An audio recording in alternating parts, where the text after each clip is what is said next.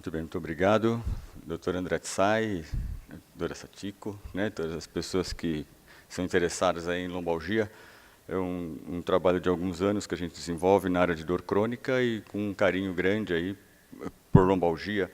Daí, então, a solicitação da gente de eu poder trazer para vocês um pouco de alguma experiência acumulada de alguns anos em lidar com doentes que têm lombalgia. Não é? Muito bem.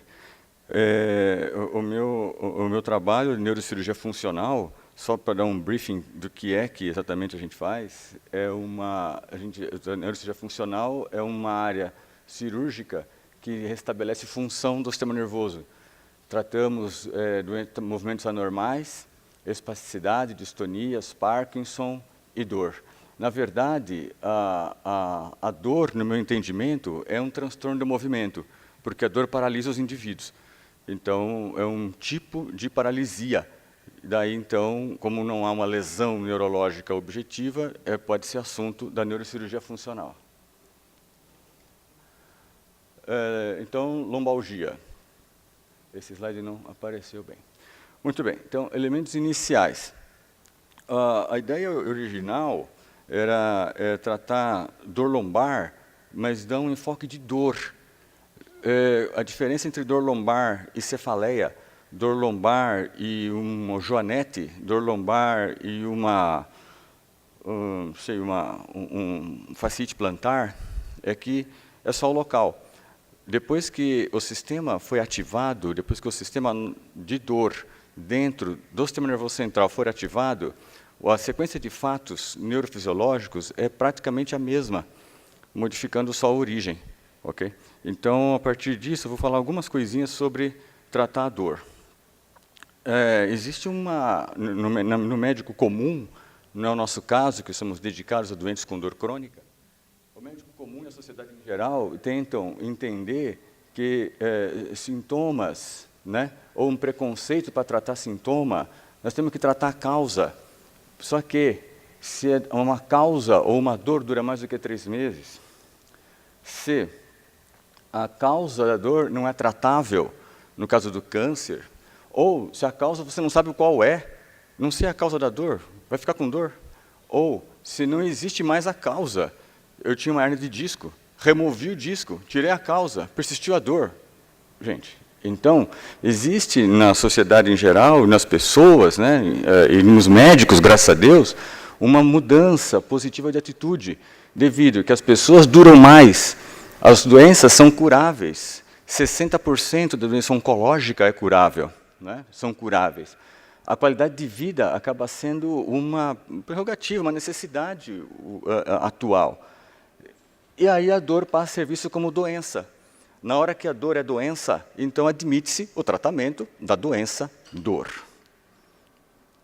Muito bem.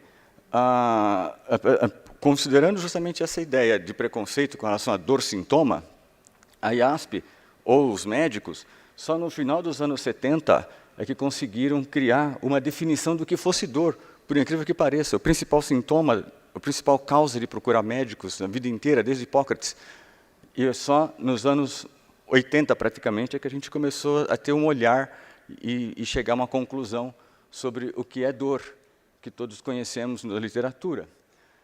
Só que dor envolve percepção, envolve psicologia, envolve cognição de novo, porque você tem que fazer uma associação à potencial lesão.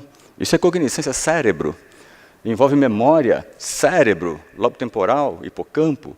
Envolve linguagem, descrição da dor. Então, a definição de dor alcançada pelos médicos no final dos anos 80 é uma definição bastante neurofisiológica. Também correndo aqui com essa história, mas veja, é necessário que, para que ocorra a sensação de dor, uma entrada da estimulação, uma entrada de alguma coisa, um sinal nociceptivo, um sinal externo. Você tem que ativar alguém dentro do cérebro. Como isso é possível? Após a ativação do neurônio aferente primário, fenômenos neurofisiológicos ocorrem no corno posterior da medula espinhal, onde você tem um segundo neurônio de projeção que vai encaminhar esse sinal nociceptivo para dentro do cérebro. Caso ocorram algumas anomalias com esse sinal, ou seja, o sinal periférico superativo ou o sinal secundário ativado por fenômenos neurofisiológicos, que não vamos discutir aqui, não vai dar tempo, mas é só para colocar. Então, você tem uma ativação primária, uma hiperalgesia secundária, por 1 milhão de fenômenos neurofisiológicos e bioquímicos, e você vai ter, então, no corno posterior da medula espinhal, um neurônio nociceptivo, um sinal nociceptivo hiperativo. Essa nocicepção contínua, ativada, constante, vai produzir o fenômeno de dor no córtex cerebral. O córtex cerebral, consoante esse sinal de dor, consulta mecanismos de memória, onde a pessoa vai desenvolver uma sintomatologia que a gente chama de sofrimento. E muitas vezes o cérebro confunde sofrimentos, sofrimento afetivo, emocional, sofrimento nociceptivo. Após o sofrimento, o indivíduo vai produzir um comportamento doloroso. Esse comportamento doloroso é quem nos procura no consultório. Então, quando você vai atender um indivíduo, você vai atender o comportamento. E você precisa, no meu entendimento, né, tirar essa capa do sofrimento, do comportamento, ver o sofrimento, enxergar a dor e procurar a nocicepção. Procurar ativamente nocicepção. Porque se você não encontrar, você vai ter que tratar só a dor. Se não encontrar, só o sofrimento. Se não encontrar, vai tratar só o comportamento. Ok? Muito bem. Começando agora a lombalgia, dentro desse enfoque, né, tá certo? Então, quando eu tenho um doente com lombalgia, normalmente eu faço essa sequência de perguntas, né? Há quanto tempo dói, súbito insidioso, trauma, relação com o movimento, fator de piora e melhora, normalidade do exame de reflexos, amiotrofias, déficit sensitivo motor. Então, uma parte do exame, naturalmente, que eu sou neurologista, então fica mais fácil por causa da minha formação, mas eu acho que convido a todos, na hora que você tiver um doente com uma lombalgia, uma lombociatalgia, a se transformar brevemente em neurologista. É necessário mesmo essa abordagem ou essa sequência de perguntas que deveriam ser muito bem respondidas, senão numa, 2, 3, 4 consultas para você conseguir uma boa resposta e um bom convencimento do seu doente, do que ele tem. Ao terminar de responder essas perguntas, nós vamos ter que ter essas respostas aqui. Ó. A dor é distribuída para onde? O padrão é segmentar? É de nervo periférico? É vascular? É muscular? A dor é só lombar? Lombar e na perna? Só na perna? Essas perguntas precisam ser respondidas antes que você se atreva a tratar ou a saber exatamente o que o doente tem. Aqui, ok. Esse é o objetivo da anamnese. Aqui está nos livros, né, tá certo? A pesquisa, né, você vai tentar enxergar o início, o local nociceptivo do indivíduo. Aqui é um slide que eu gosto de colocar nessa aula para assustar, porque essas são causas de dor lombar na perna. Tá? Então, quer dizer, é uma multidão de coisas, ok? É uma multidão de coisas, né?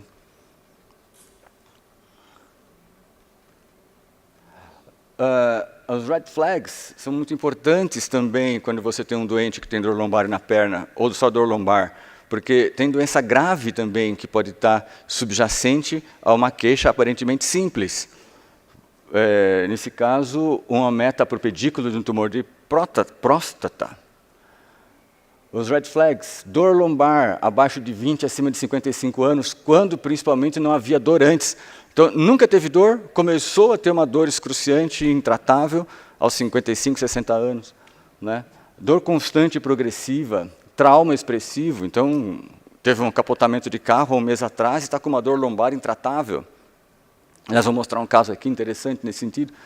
perda rápida de peso, estado geral para neoplasia, VHS elevado no caso das discites, doenças do disco, inflamação do disco, infecção do disco intervertebral, neoplasia como antecedente, pode ser uma meta atual, colapso de vértebra ao raio-x, enfim, red flags, aqui uma meta de mama para sacroiliaca, veja, dor ciática, sacroileite, aqui um trauma, essa é uma menina de 20 anos, que capotou o carro, e aí ela teve uma cirurgia de abdômen, e essa aqui é uma vértebra lombar alta, é L1.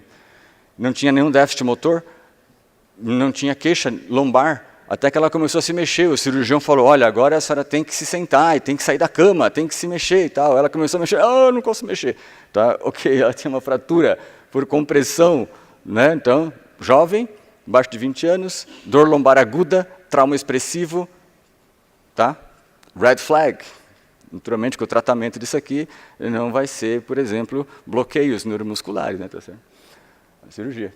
Aqui um exemplo de uma discite. Para as crianças abaixo de 11 anos, altamente red flag, né? Quer dizer, é muito importante você investigar bem uma criança que tenha dor constante por semanas, dor noturna espontânea, VHS elevado, febre, infecção, enfim, são os red flags. Passou os red flags, nosso doente não vai morrer, não tem um trauma grave, né? Então é o nosso doente de lombalgia comum. Tá? A lombalgia pode ser primária, secundária, pode ser uma dor referida, né? Ciatalgia, né? Algia de dor, né? Referida, e pode ser dor psicogênica, invocando aqui, não invocando o psicogênico inventado, ou o psicogênico criado. Tá? Isso a gente eu reservo esse diagnóstico para a síndrome de Munchausen, que, graças a Deus, é muito raro, muito incomum. Né? Então, a dor psicogênica seria sintomas ligados à multidimensionalidade da dor, dentro do parâmetro dor de comportamento doloroso e aspectos aí psicológicos envolvidos com a dor. Tá? Então, é muito mais, quando eu falo em psicogênico e falo de dor lombar, eu me refiro muito mais à incapacidade que a dor pode gerar do que a dor propriamente dita. Muito bem. Quem é que produz dor? Então, se a gente lembrar do começo, quando falou de dor, alguém na periferia ativa o neurônio aferente primário, que ativa a neofibrose, o núcleo pulposo, etc. Então, esses são os locais que podem produzir a dor, que podem ser origem de dor para o sistema. Aqui. Muito bem. O gânglio da raiz dorsal tem terminais nociceptivos. A pele, o músculo, o osso. Todos esses segmentos, né, tá certo? Eles são todos referenciados para um segmento de medula. Nesse corno posterior da medula, ativados por tudo isso aqui, você vai ter uma hiperalgesia, vai ter aqueles fenômenos de wind-up, fenômenos de cronificação da dor neurofisiológicos. E você pode ter a dor, então, sendo referida para qualquer um desses elementos. Podemos discutir mais isso depois na discussão. Aqui, novamente, agora de uma forma mais expandida, né, relacionado com a coluna lombar, propriamente dita, aonde você vai encontrar nociceptores, indivíduos, situações, pequenas terminações nervosas que vão ter o poder de, sendo hiperativados, produzir alterações no corno posterior da medula que se repercutem dentro do sistema nervoso central, produzindo nocicepção, dor, sofrimento e comportamento. Dermatómo, miótomo, esclerótomo. Uma apresentação de imagem agora, né, das coisas que a gente mostrou só de falar. Então, a cartilagem, essa aqui é uma unidade de coluna, corpo vertebral, placa basal, o núcleo pulposo, anel fibroso. Os terminais nociceptivos, vistos in situ quase, aqui o nervo sinovertebral, ramo da raiz nervo segmentar, que inerva autonomicamente autonomicamente o anel fibroso. Okay? Os nervos recorrentes vindos para a faceta. Então, guarde o nome, nervo recorrente, faceta. Anel fibroso, núcleo pulposo e o nervo sinovertebral. Aqui tem, então, uma hernia de disco. Aqui, uma estenose do canal. E aqui seria a raiz nervosa sendo comprimida para produzir entrada nociceptiva. Aqui, o nervo segmentar sendo comprimido por uma estenose do foramen. Aqui, uma fratura de estresse da pars articulares, que produz, por consequência, um escorregamento, que a gente chama de listese.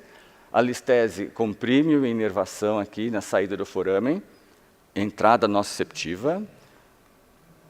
Aqui, a dor discogênica, mostrando aqui um sinal, um hipersinal na ponta do disco, denotando uma ruptura do anel fibroso. O anel fibroso, por sua vez, como terminar nociceptivas, nervo sinovertebral, vai acusar dor como lombar. Aqui ajuda no diagnóstico os bloqueios, um bloqueio da megapófise transversa, também outra causa de dor frequente. Síndrome facetária, o nervo recorrente sendo mostrado, a distribuição de dor na síndrome facetária. Aqui uma artrose de facetas, a tomografia, a ressonância magnética. Músculos, então a inervação muscular, aqui o quadrado lombar, veja, com inervação chegando aqui no nervo segmentar, a distribuição da dor miofacial, que pode imitar uma dor da coluna, uma dor ciática, um bloqueio do músculo psoas ilíaco, um bloqueio do músculo piriforme e do músculo quadrado lombar, para poder diagnosticar e tratar algumas dessas dores. Os tratamentos, todos que são cadastrados aí, e que a gente tem a habilidade de fazer, a habilitação para fazer. E agradecer para vocês, e desculpar pela pressa, mas acho que a discussão aqui vai interessar.